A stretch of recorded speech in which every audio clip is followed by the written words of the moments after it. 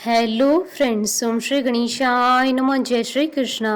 आप सभी का स्वागत है आपके अपने यूट्यूब चैनल पर। फ्रेंड्स, आज हम आपको इस वीडियो में बताने जा रहे हैं साल 2021 की श्रावण मास की कृष्ण पक्ष की कामिका एकादशी की पौराणिक व्रत कथा, पूजा विधि, शुभ मुहूर्त, महत्व और व्रत के नियम और कामिका एकादशी के दिन किए जाने वाले उपायों के बारे में। फ्रेंड्स, वीडियो शुरू करने से पहले आपसे रिक्वेस्ट है, अगर आप हमारे चैनल पर नए हैं और आपने अभी तक चैनल को सब्सक्राइब नहीं किया है तो प्लीज़ सब्सक्राइब कीजिएगा चैनल को, साथ ही प्रेस कीजिएगा बेल आइकन को, जिससे नए वीडियो से रिलेटेड नोटिफिकेशन आपको तुरंत प्राप्त हो सके। और वीडियो पसंद आने पर वीडियो को लाइक और शेयर ज़रूर कीजिएगा ताकि सभी भक्तों को इस वीडियो का लाभ प्राप्त हो सके। और कमेंट बॉक्स में जय श्री कृष्णा जरूर लिखिएगा। सनातन धर्म में एकादशी तिथि बहुत ही पवित्र मानी जाती है। यह तिथि खास तौर से जगत के पालनकर्ता भगवान श्री हरि विष्णु जी को समर्पित होती है। यही वजह है कि इस तिथि को हरिवासर अर्थात हरि का दिन भी कहा जाता है। हिंदू पंचांग के अनुसार प्रत्येक महीने के कृष्ण पक्ष और शुक्ल पक्ष को एक एक एकादशी तिथि पड़ती है। ऐसे में साल में कुल 24 एकादशी पड़ती है। हर एकादशी का अपना एक विशेष महत्व होता है।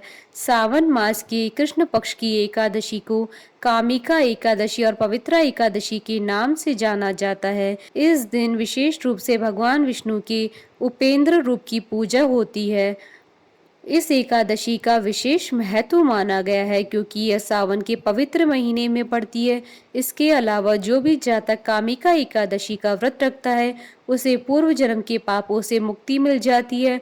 पुराणों के अनुसार कामिका एकादशी का व्रत रखने वाले जातकों को 1000 गोदान जितना फल प्राप्त होता है। इस दिन भगवान विष्णु जी की पूजा करने से पितरों की आत्मा को शांति मिलती है, उनके कष्ट दूर होते हैं। साथ ही हर एकादशी की तरह कामिका एकादशी में पवित्र नदी और कुंड में स्नान का विशेष महत्व माना गया है।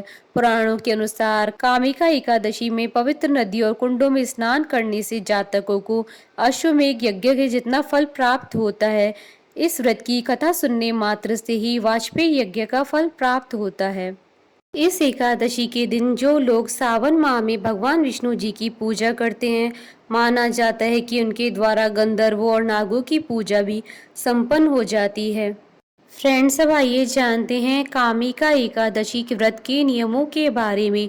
कामिका एकादशी व्रत में चावल व चावल से बनी हुई कोई भी चीज न खाएं। इस दिन बिना नमक का फलाहार करें।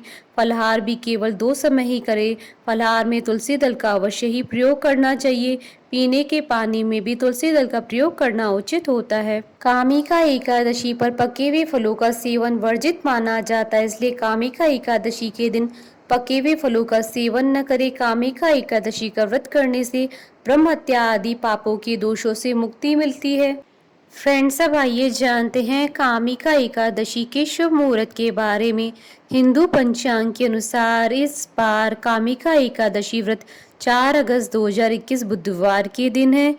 श्रावण कृष्ण एकादशी तिथि प्रारंभ होगी 3 अगस्त 2021 को दोपहर 12:59 से और श्रावण कृष्ण एकादशी तिथि का समापन होगा अगले दिन 4 अगस्त 2021 को दोपहर 3:17 पर। कामिका एकादशी के दिन ब्रह्म मुहूर्त का शुभ समय रहेगा सुबह 4:26 से सुबह 5:14 तक और अमृत काल का समय रहेगा शाम 6:38 से रात्रि 8:25 तक। एकादशी व्रत की पारणा का शुभ समय रहेगा 5 अगस्त 2021 को सुबह 5:44 से सुबह 8:25 तक। कुल अवधि 2 घंटे 41 मिनट है। द्वादशी के दिन हरिवासर समाप्ति का समय रहेगा 5 अगस्त 2021 को शाम 5:09 पर। फ्रेंड्स, अब आइए जानते हैं कामिका एकादशी की पूजा विधि के बारे में। सावन महीने की 11 का व्रत धारण करें। सुबह उठने के पश्चात अपने नित्य कर्मों से निवृत्त होने के बाद स्नान आदि कर लेवे। अब पूर्व दिशा की ओर मुख करके पूजा स्थल को स्वच्छ करें। भगवान विष्णु जी को स्वच्छ जल, दूध, दही और पंचामृत से स्नान कराया। विष्णु जी की प्रतिमा को पहुंचकर उन्हें चंदन का टीका लगाएं। तत्पश्चात भगवान विष्णु जी को फल, फूल, दूध, तिल, पंचामृत आदि अर्पित करें। इस दिन भगवान विष्णु जी को विशेष तौर पर तुलसी पत्र अवश्य अर्पित करें। अब विष्णु जी को गंध, पुष्प और नारियल चढ़ाएं। अब कपूर और दीपक के साथ भगवान विष्णु जी की आरती करें और मंत्रोच्चार करें। मेवे और मिष्ठान का भोग लगाकर सभी भक्तों में वितरित कर देवें। व्रत वाले पूरे दिन भगवान विष्णु जी का भजन कीर्तन करते रहें। विष्णु सहस्त्र नाम का पाठ करें। भगवान विष्णु जी की पूजा के पश्चात कामिका एकादशी की व्रत कथा का श्रवण करें अथवा पाठ करें। अगले दिन ब्राह्मणों को भोजन करवाकर उन्हें दक्षिणा देकर विदा करें। उसके बाद अपना व्रत खोलें। फ्रेंड्स, अब आइए जानते हैं कामिका एकादशी के दिन किए जाने वाले उपायों के बारे में। यदि आपके घर में सुख और शांति का वास नहीं हो रहा है अथवा परेशानियां जाने का नाम नहीं ले रही हैं, तो कामिका एकादशी के दिन शाम को तुलसी जी के सामने घी का दीपक जलाएं और ओम वासुदेवाय नमः मंत्र का जाप करते हुए तुलसी जी की 11 परिक्रमा करें। यह उपाय आपके संकट को दूर करने में बहुत ही कारगर साबित होगा। यदि आपकी कोई इच्छा या मनोकामना हो, उसकी पूर्ति के लिए कामिका एकादशी के दिन भगवान विष्णु जी को पीले रंग के फूल और भोग अर्पित कर अपनी कामना कहें। इसके बाद भगवान विष्णु जी के चरणों में बैठकर विष्णु गायत्री महामंत्र ओम नारायणाय विद्यमय वासुदेवाय धीमहि का कम से कम 51 बार जाप करें। यदि धन संकट से जूझ रहे हैं तो कामिका एकादशी के दिन देवी लक्ष्मी और भगवान विष्णु जी को खीर में तुलसी के पत्ते डालकर भोग लगाएं। इसके बाद इस खीर का प्रसाद जितना हो सके उतना लोगों में बांटें। इससे आपके धन संबंधी सारी समस्याएं दूर हो जाएंगी। फ्रेंड्स, अब आइए प्रारंभ करें कामिका एकादशी की व्रत कथा। अर्जुन ने कहा, हे प्रभु, अब आप मुझे श्रावण मास की कृष्ण पक्ष की एकादशी की कथा सुनाने की कृपा करें। इस एकादशी का क्या नाम है, इसकी विधि क्या है, इसमें किस देवता का पूजन होता है, इसका उपवास करने से मनुष्य को किस फल की प्राप्ति होती है। भगवान श्री कृष्ण ने कहा, हे श्रेष्ठ धनुर्धर, मैं श्रावण माह की पवित्र एकादशी की कथा सुनाता हूँ। ध्यान पूर्वक श्रवण करो। एक बार इस एकादशी की पावन कथा को भीष्म पितामह ने लोकहित के लिए नारद जी से कहा था। एक समय नारद जी ने कहा, हे पितामह, आज मेरी श्रावण के कृष्ण पक्ष की एकादशी की कथा सुनने की इच्छा है, अतः आप इस एकादशी की व्रत कथा विधान सहित सुनाइए। नारद जी की इच्छा को सुन भीष्म पितामह जी ने कहा, हे नारद जी, आपने बहुत ही सुंदर प्रस्ताव किया है। अब आप ध्यान पूर्वक से श्रवण कीजिए। श्रावण मास की कृष्ण पक्ष की एकादशी का नाम कामिका है। इस एकादशी की कथा सुनने मात्र से ही वाजपेयी यज्ञ के फल की प्राप्ति होती है।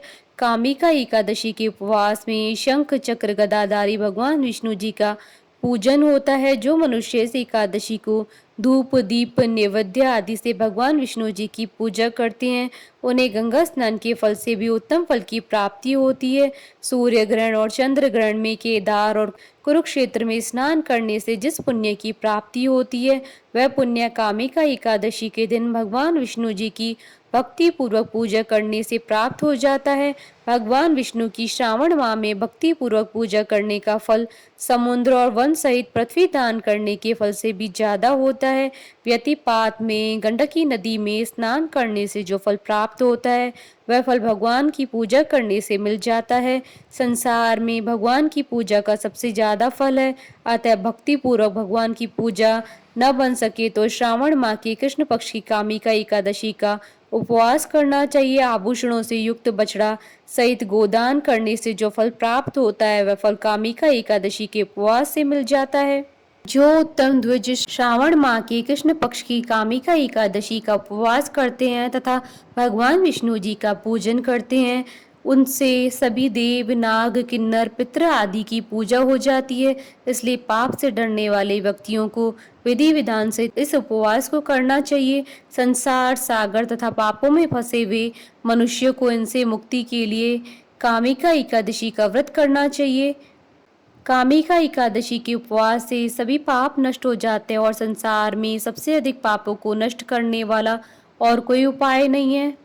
हे नारद जी, स्वयं भगवान ने अपने मुख से कहा है कि मनुष्य को आध्यात्म विद्या से जो फल प्राप्त होता है, उससे भी अधिक फल कामिका एकादशी का व्रत करने से मिल जाता है।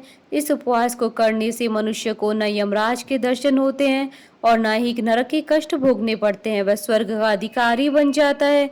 जो मनुष्य इस दिन तुलसी दल से भक्ति पूर्वक भगवान विष्णु जी का पूजन करते हैं, वह संसार सागर में रहते हुए भी इस प्रकार अलग रहते हैं जिस प्रकार कमल पुष्प जल में रहता हुआ भी जल से अलग रहता है। तुलसी दल से भगवान श्री हरि का पूजन करने का फल 1 बार स्वर्ण और 4 बार चांदी के दान के फल के बराबर है। भगवान विष्णु रत्न, मोती, मणि आदि आभूषणों की अपेक्षा तुलसी दल से अधिक प्रसन्न होते हैं।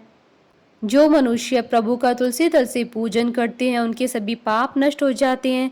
हे नारद जी, मैं भगवान की अति प्रिय श्री तुलसी जी को प्रणाम करता हूँ। तुलसी जी के दर्शन मात्र से ही मनुष्य के सभी पाप नष्ट हो जाते हैं और शरीर के स्पर्श मात्र से ही मनुष्य पवित्र हो जाता है। तुलसी जी को जल से स्नान कराने से मनुष्य की सभी यम यातनाएं नष्ट हो जाती है। जो मनुष्य तुलसी जी को भक्ति पूर्वक भगवान के श्री चरण कमलों में अर्पित करता है, उसे मुक्ति मिलती है। इस कामिका एकादशी की रात्रि को जो मनुष्य जागरण और दीप दान करते हैं, उनके पुण्य को लिखने में चित्रगुप्त भी असमर्थ है। एकादशी के दिन जो मनुष्य भगवान के सामने दीपक जलाते हैं, उनके पितृ स्वर्ग लोक में भी अमृत का पान करते हैं। भगवान के सामने जो मनुष्य घी या तिल के तेल का दीपक जलाते हैं, उनको सूर्य लोक में भी सहस्त्रों दीपकों का प्रकाश मिलता है। भीष्म पितामह जी ने नारद जी से कहा, अब मैं आपको कामिका एकादशी की व्रत के महात्म्य के बारे में बताता हूँ, ध्यान पूर्वक सुनिए। एक गांव में एक वीर क्षत्रिय रहता था। एक दिन किसी कारणवश उसकी ब्राह्मण से हाथापाई हो गई और ब्राह्मण की मृत्यु हो गई। अपने हाथों मारे गए ब्राह्मण की क्रिया उस क्षत्रिय ने करनी चाहिए, परंतु पंडितों ने उसे क्रिया में शामिल होने से मना कर दिया। ब्राह्मणों ने बताया कि तुम पर ब्रह्म हत्या का दोष है, पहले प्रायश्चित कर इस पाप से मुक्त हो जाओ, तब हम तुम्हारे घर का भोजन करेंगे। इस पर क्षत्रिय ने पूछा कि इस पाप से मुक्त होने का क्या उपाय है।